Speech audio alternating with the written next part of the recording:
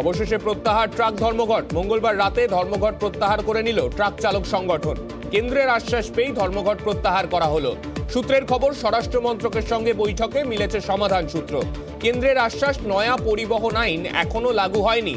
চালকদের সঙ্গে পরামর্শ করেই আইন লাগু করার আশ্বাস দিয়েছে কেন্দ্র।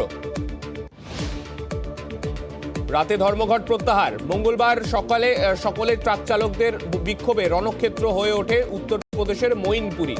কেন্দ্রের পরিবহন নীতির প্রতিবাদে চলে বিক্ষোভ। পুলিশের সঙ্গে ট্রাক চালকদের জোর সংঘর্ষ চলে।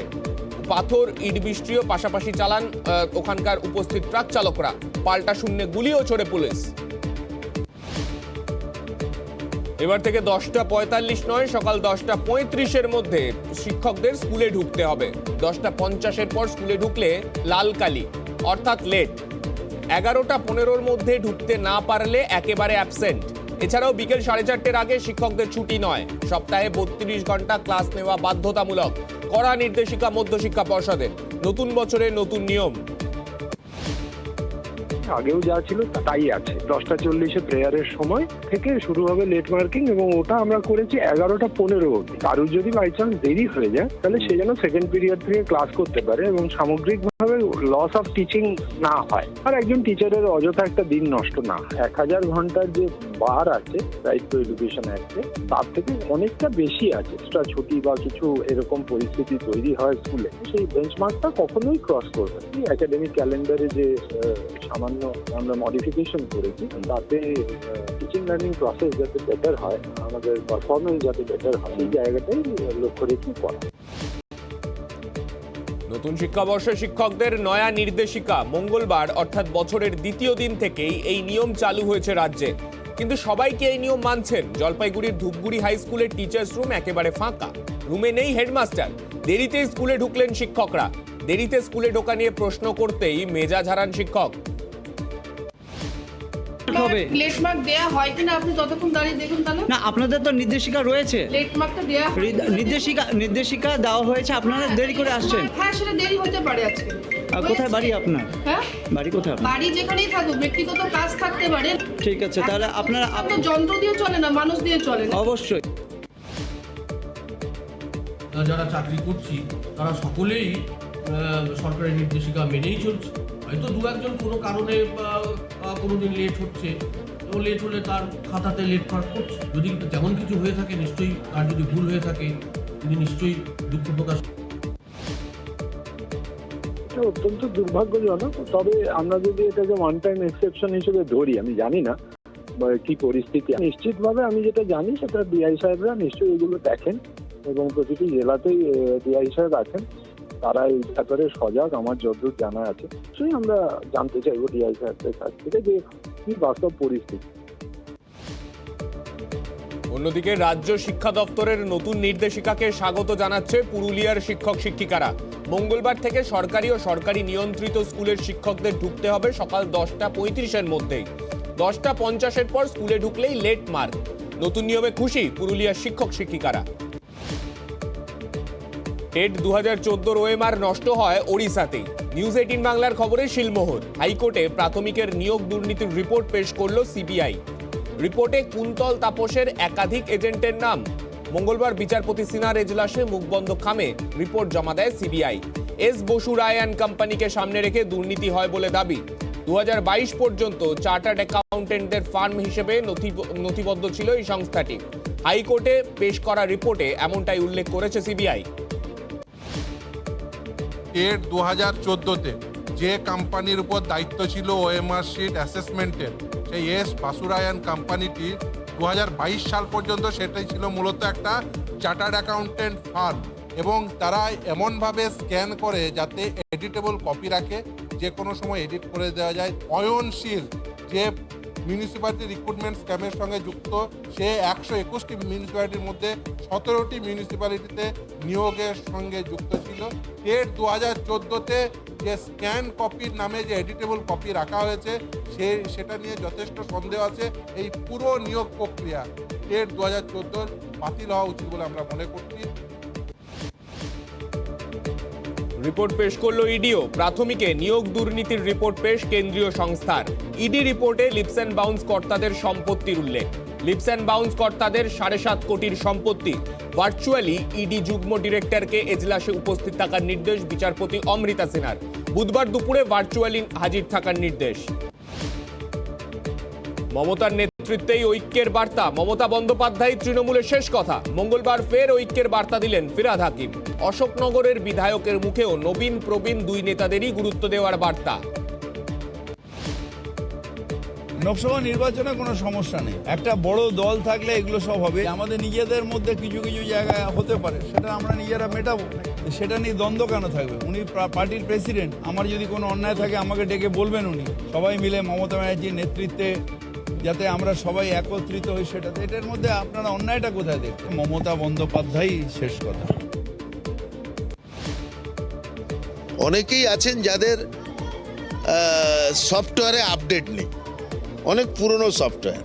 তো সেই ক্ষেত্রে আমাদের মনে হয়েছে যে মমতা বন্দ্যোপাধ্যায়ের কর্মকাণ্ড তুলে ধরবার জন্যে এই ব্যবহার, সামাজিক মাধ্যমের ব্যবহার, নতুন প্রজন্মের হাতে যদি দল থাকে তাহলেই সেই তৃণমূল হবে সর্বোচ্চ বাংলা এবং ভারতবর্ষের মানুষের কাছে গ্রহণযোগ্য। এবং সেইটা অভিষেক বন্দ্যোপাধ্যায় পারে। মমতা বন্দ্যোপাধ্যায়ের এই উন্নয়নের কাজটা, মমতা বন্দ্যোপাধ্যায় কত বড় নেত্রী তা বাংলা এবং ভারতবর্ষের মানুষের কাছে তুলে ধরতে। এই পরিস্থিতিতে অভিষেককে কটাক্ষ অধীর চৌধুরীর। নবীন প্রবীণ লড়াইয়ে স্ক্রিপ্ট তৈরি বিজেপির দফতরে, কটাক্ষ করছেন অধীর চৌধুরী। সময় ও সুযোগ বুঝে ইঙ্গিতপূর্ণ মন্তব্য দিলীপ ঘোষেরও। নবীন প্রবীণের যে লড়াই, সেই লড়াইয়ের স্ক্রিপ্ট তৈরি হচ্ছে বিজেপির দপ্তর। দিল্লিতে ইডির দপ্তরে হাজিরা দিয়েছিল, মনে করে দেখুন 9 ঘন্টা তাকে জিজ্ঞাসাবাদ করা হয়েছিল। তারপরের দিন থেকে পাল্টি খেয়েছে খোকাবাবু, কংগ্রেসের বিরোধিতা শুরু করেছে। আগামী দিনে অবাক হবেন না এই খোকাবাবু যদি বিজেপির প্রজেক্টেড চিফ মিনিস্টারের মুখ হয় বাংলায়। তাই ইডি সিবিআই খোকাবাবুর প্রতি চুপ, চুপ মানে চুপ। কালের অষ্টি পাথরে এটা বিচার করছেন যে সিপিএম কিভাবে শেষ হয়ে গেল তরুণদের জায়গা না দিয়ে, কংগ্রেস শেষ হয়ে যাচ্ছে। সেখান থেকে শিক্ষা নিয়ে হয়তো নতুনরা এগিয়ে আসার চেষ্টা করছেন, তাদের সামনে বেড়া দিয়ে দেওয়া হচ্ছে, নো এন্ট্রি করে দেওয়া হচ্ছে। লড়াই হবেই একদিন, সেই দেওয়াল ভাঙার জন্য। সেই দেওয়াল ভাঙার যুদ্ধ শুরু হয়েছে, তাতে পার্টিটা না ভেঙে যায়। যদি আপনি নতুনদের না ছাড়েন, হয় তারা পার্টি ছেড়ে চলে যাবে, ভাই কংগ্রেস ছেড়ে বহু লোক চলে এসছে, টিএমসি ছেড়ে চলে এসছে, আগামী দিনে যাবে। তো আপনি হয় সরে যান, নাহলে সময় আপনাকে সরিয়ে দেবে। রাজ্যে সাধ্বী নিরঞ্জন জ্যোতি এসেই 100 দিনের দুর্নীতির অভিযোগে ফের সরব কেন্দ্রীয় গ্রামোন্নয়ন প্রতিমন্ত্রী। দুর্নীতি ইস্যুতে কাঠগড়ায় তুললেন তৃণমূলকে। आज भी कह रहे हैं कि मनरेगा में भ्रष्टाचार किया, उनके खिलाफ कार्रवाई करिए, हम देने के लिए तैयार हैं। लेकिन पता नहीं क्यों नहीं करना चाहती ममता दीदी। भाई नुकसान तो यहाँ के लोगों का हो रहा है, यहाँ के कामगारों का हो रहा है, क्योंकि घोटाला हुआ है तो उन घोटाले में हो सकता है कि कोई उनका निजी फंस रहा हो। हमारे 2 अधिकारी तय हुए हैं और इन्होंने अपने 2 अधिकारी तय किए हैं। जहाँ जहाँ गड़बड़ियाँ हुई है उसको देखेंगे। करप्शन हुआ है, प्रधानमंत्री आवास को बंगलो आवास करके दिया। 22 জানুয়ারি পর্যন্ত এজেন্সি তৎপরতা, এমনই চাঞ্চল্যকর অভিযোগ করলেন আরজেডি নেতা মনোজ ঝা। বললেন এই সময়ের মধ্যে সক্রিয় হয়ে উঠবে সিবিআই, ইডি, আয়কর দপ্তর। বিশ্বস্ত সূত্র থেকে এই খবর তিনি পেয়েছেন বলে দাবি করলেন এই আরজেডি নেতা। आज से लेकर 22 जनवरी के बीच में आप इनकम टैक्स, सीबीआई, ईडी की अति सक्रियता देखेंगे। एक एजेंसी दूसरे एजेंसी को फाइल देगी, वो पॉलिटिकल फाइल है जो बीजेपी के दफ्तर से आई है। इनकम टैक्स खोजने की कोशिश करेगी, कहीं छोटा सा भी कुछ बने, वो ईडी को देगी। ईडीआई सीबीआई के बीच में बंटवारा होगा। ये भारतीय जनता पार्टी का, अमित शाह जी का, मोदी जी का चाल और चरित्र और चेहरा। 22 जनवरी में इसलिए कह रहा हूं, 22 जनवरी को प्राण प्रतिष्ठा है अयोध्या, लेकिन उससे पूर्व देश के अलग अलग राज्यों में ये तीनों एजेंसीज को काम पकड़ा चुके हैं। 15 জানুয়ারি পর্যন্ত রাজ্য জুড়ে বিজেপির ঘর ঘর যাত্রা। 22 জানুয়ারি রাম মন্দির উদ্বোধন, তার আগে বাড়ি বাড়ি গিয়ে আমন্ত্রণ বঙ্গ বিজেপির। মন্দিরের ছবি দেওয়া আমন্ত্রণ পত্রের সঙ্গে দেওয়া হচ্ছে আতপ চাল। সনাতন সংস্কৃতি মেনে চলছে অযোধ্যায় যাওয়ার আমন্ত্রণ। আসুন উনি আমার বাড়ি গেছিলেন, দেখুন বলেছি যাবো, চলে এসেছি কিনা। আসুন আসুন আসুন আসুন স্যার। আজকে ভিতরে যাবো না, এই সবাইকে নেমন্তন্ন করেছি মন্দির উদ্বোধনের। অযোধ্যার 22 জানুয়ারি অযোধ্যার প্রসাদ। আমি তো চলে যাব, একটু আপনার চা খেয়ে যান। আজকে না, আপনি আর কদিন আছেন? আমি 5-6-7 দিন আছি। দেখছি। মিস্টার গাওয়ার আসুন আসুন আসুন, নমস্কার। তিনি হচ্ছেন দিলীপ ঘোষ। আমি বলছি একটু পায়ের ধুলো দিন, একটু চা খেয়ে যান সবাই। नमस्कार, जय श्री राम। आएंगे नहीं? सब निकल जाएंगे, आएंगे बाद में ना। कौन कहाँ है देखने आए हैं? नहीं, बहुत लोग हैं। आपको राम मंदिर जाने के लिए उद्घाटन में आमंत्रण है, एकदम प्लेट ये है, और वहाँ के लिए प्रसाद चावल। अच्छा, जिसको बोलते हैं अच्छा, क्या नाम है? मनीष गारोडिया। अच्छा, आप कितने साल से रह रहे हैं यहाँ? यहाँ हो गया 12-10 साल। वाह, पुराने हैं। चलिए ठीक है, मिलेंगे बाद में। एकदम बगल में ही है। एकदम। মঙ্গলবার রাজ্যপাল সিভি আনন্দ বোসের জন্মদিন, শুভেচ্ছা জানান রাষ্ট্রপতি, প্রধানমন্ত্রী। এদিন নরেন্দ্রপুর রামকৃষ্ণ মিশনে যান রাজ্যপাল। ব্লাইন্ড স্কুলের একটি অনুষ্ঠানে যোগ দেন তিনি।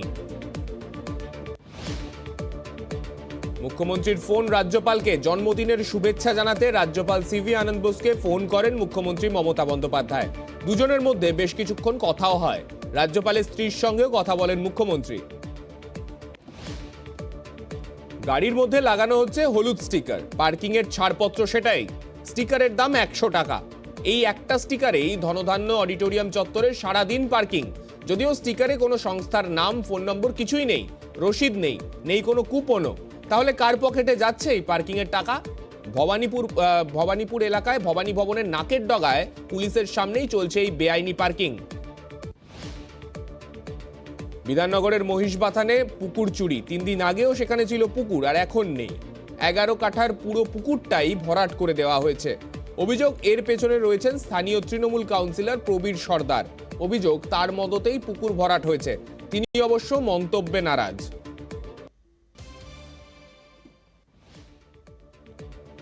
মঙ্গলবার সকাল থেকে পুকুর চুরির খবর দেখায় নিউজ 18 বাংলা। বেলা গড়াতেই তৎপরতা। মহিষবাথানে যায় ইলেকট্রনিক্স কমপ্লেক্স থানার পুলিশ। কারা পুকুর ভরাট করেছে সেই সম্পর্কে খোঁজ খবর নেয় তারা। কথা বলে পুকুর মালিকের সঙ্গেও। কেষ্টপুরে রেশন ডিলারদের বিক্ষোভ। পোস্টার, ব্যানার হাতে বিক্ষোভ রেশন ডিলারদের। দেশ জুড়ে রেশন ধর্মঘটের ডাক দিয়েছে all India fair price shop dealers federation. গোটা দেশ জুড়ে অনির্দিষ্টকালের জন্য রেশন ধর্মঘট, অথচ অন্য ছবি ধরা পড়ল বীরভূমে। রেশন দেয়া হচ্ছে বীরভূমের সিউড়িতে। ধর্মঘটের কোনো প্রভাব না পড়ায় রেশন সেখানে পেয়ে খুশি গ্রাহকরা। গলসির জাগুলিপাড়া গ্রামে তৃণমূলের গোষ্ঠী কোন্দলের অভিযোগ। বোমাবাজি, আহত এক তৃণমূল কর্মী। নাম শেখ মনি।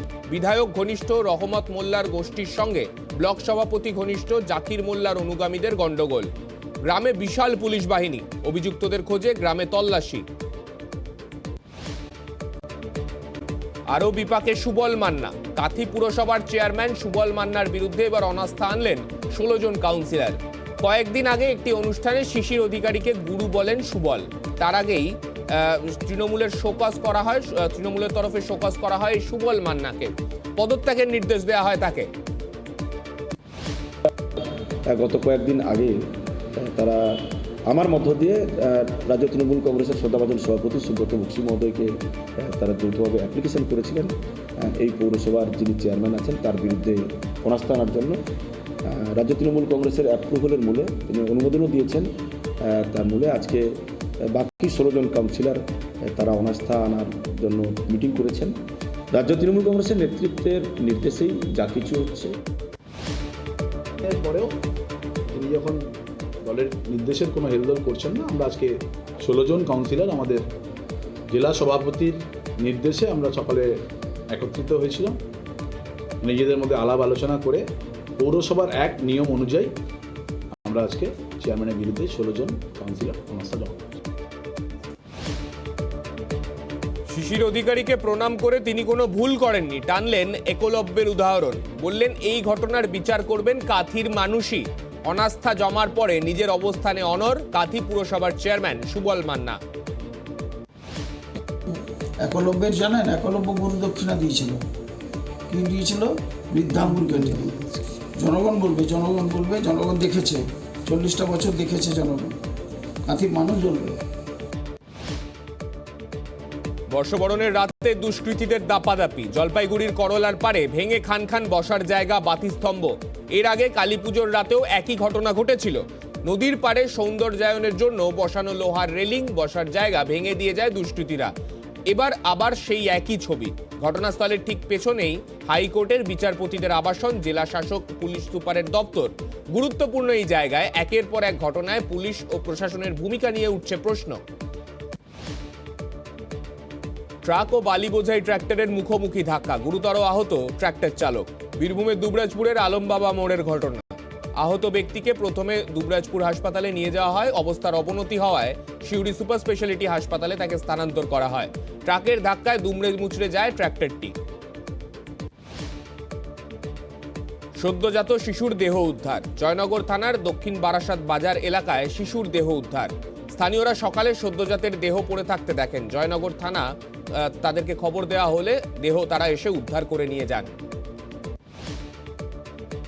মৎস্যজীবীদের তৎপরতায় প্রাণ রক্ষা। বাঁকুড়ার রন্ডিহা জলাধারে স্নান করতে নেমে বিপত্তি।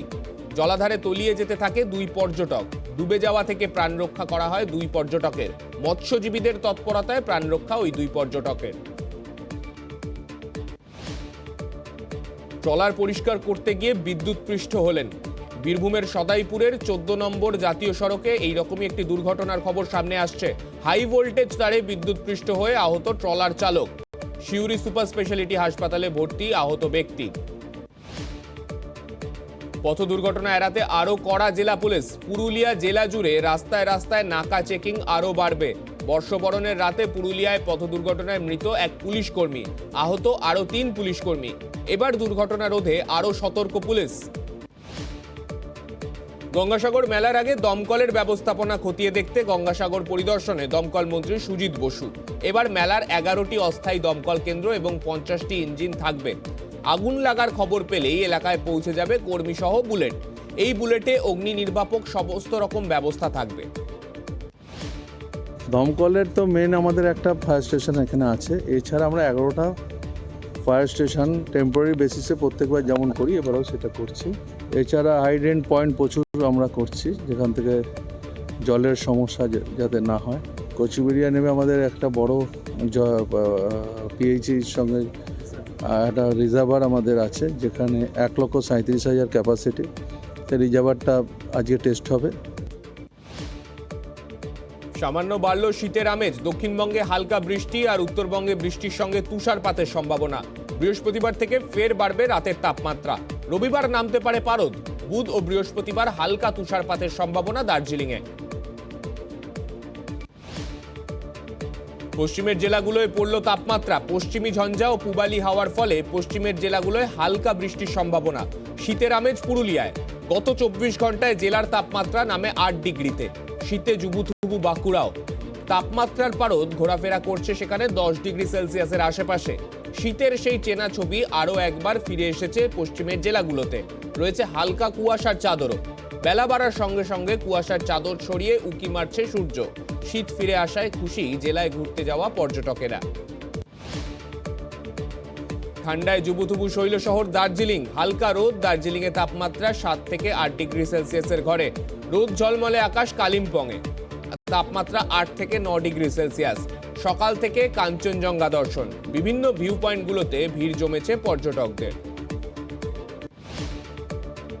ঠান্ডায় কাঁপছে রাজধানী। দিল্লিতে ঘন কুয়াশা। দৃশ্যমানতা কমেছে সেখানে। কুয়াশার কারণে 26টি ট্রেন দেরিতে চলছে। হাওড়া নিউ দিল্লি দুরন্ত এক্সপ্রেস, হাওড়া নিউ দিল্লি পূর্বা এক্সপ্রেস দেরিতে চলছে। মালদা থেকে সুদূর অযোধ্যা। সাইকেলে চেপে মালদা থেকে অযোধ্যায় রওনা মালদার 2 যুবকের। রবি বিশ্বকর্মা এবং অভিজিৎ বাঁশফোর মালদার 2 যুবক পুজো দিয়ে রওনা হলেন অযোধ্যার উদ্দেশ্যে। প্রায় 850 কিলোমিটার পথ পেরিয়ে আগামী 20 জানুয়ারির মধ্যে অযোধ্যায় পৌঁছানোর লক্ষ্যমাত্রা নিয়েছে 2 যুবক। প্রতিদিন গড়ে 30 থেকে 50 কিলোমিটার পর্যন্ত সাইকেল চালানোর লক্ষ্যমাত্রা। মালদা থেকে ডালখোলা, বিহারের পূর্ণিয়া, দারভাঙ্গা হয়ে উত্তরপ্রদেশের গোরখপুর হয়ে তারা পৌঁছবেন অযোধ্যায়। জাপানে বিমানে বিধ্বংসী আগুন। 2টি বিমানের ভয়াবহ সংঘর্ষ। টোকিওর হানেদা এয়ারপোর্টে অবতরণের সময় আগুন ধরে যায়। রানওয়েতে থাকা কোস্টগার্ডের বিমানের সঙ্গে জাপান এয়ারলাইন্সের বিমানের সংঘর্ষে এই আগুন ধরে যায়। শিনচিতোস বিমানবন্দর থেকে আসছিল যাত্রীবাহী বিমানটি। বিমানে অন্তত 369 জন ছিলেন, তবে সবাইকে উদ্ধার করা সম্ভব হয়েছে। কোস্টগার্ডের বিমানের 5 ক্রু মেম্বারের মৃত্যুর আশঙ্কা। রানওয়েতে কিভাবে সংঘর্ষ, উঠছে প্রশ্ন। জাপানের টোকিওর হানেদা বিমানবন্দরে সংঘর্ষ। যাত্রীবাহী বিমান ও কোস্টগার্ডের বিমানের মধ্যে সংঘর্ষ।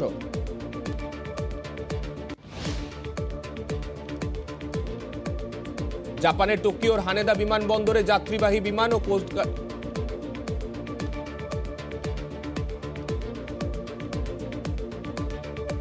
জম্মু কাশ্মীরের নিরাপত্তা ব্যবস্থার বিষয়টি খতিয়ে দেখতে বৈঠকে বসলেন কেন্দ্রীয় স্বরাষ্ট্রমন্ত্রী অমিত শাহ। মঙ্গলবার বিকেলে দিল্লিতে এক উচ্চ পর্যায়ের পর্যালোচনা বৈঠক করেন শাহ। কিছুদিন আগে এই উপত্যকায় জঙ্গিদের সঙ্গে গুলির লড়াইয়ে নিহত হন ভারতীয় সেনার 4 জওয়ান। এই ঘটনার পরই এই পর্যালোচনা বৈঠক যথেষ্ট তাৎপর্যপূর্ণ বলে মনে করছে ওয়াকিবহাল মহল। এই সপ্তাহেই কংগ্রেসে যোগ দিচ্ছেন ওয়াইএস শর্মিলা। কংগ্রেস সূত্রে খবর, অন্ধ্রপ্রদেশের মুখ্যমন্ত্রী ওয়াইএস জগনমোহন রেড্ডির বোন তথা ওয়াইএসআর তেলেঙ্গানা পার্টির প্রধান শর্মিলা কংগ্রেসে যোগ দিচ্ছেন। তাকে কংগ্রেসে বড় দায়িত্ব দিতে চলেছে দল। যদিও শর্মিলার যোগদান নিয়ে এখনো আনুষ্ঠানিকভাবে কিছু জানায়নি কংগ্রেস। এ ব্যাপারে মুখ খোলেননি শর্মিলাও। বছরের প্রথম দিনই হাতে রিভলভার নিয়ে থানায় হাজির মহিলা। থানায় তিনি জানান, স্বামী ও ভাসুরকে খুন করে এসেছেন, গিয়ে যেন লাশ তুলে নেওয়া হয়। বছরের শুরুতেই জোড়া খুনের মামলা দায়ের মধ্যপ্রদেশের উজ্জয়নের ইঙ্গোরিয়া গ্রামে। অঙ্গনবাড়ি কর্মী সবিতার বিরুদ্ধে স্বামী রাধেশ্যাম ও ভাসুর দীনেশকে গুলি করে খুনের অভিযোগ। জমি সংক্রান্ত বিবাদে খুন। নতুন রূপে উদ্বোধন হলো তিরুচিরাপল্লী আন্তর্জাতিক বিমানবন্দরের। মঙ্গলবার বিমানবন্দরের নতুন টার্মিনাল ভবনের উদ্বোধন করলেন প্রধানমন্ত্রী নরেন্দ্র মোদী। ঝাঁ চকচকে নয়া টার্মিনাল ভবনে একসঙ্গে অতিরিক্ত যাত্রী ধারণের ক্ষমতা রয়েছে। ভবনের দেয়ালে জুড়ে কারুকার্যের মাধ্যমে তুলে ধরা হয়েছে ভারতীয় শিল্প ও সংস্কৃতি।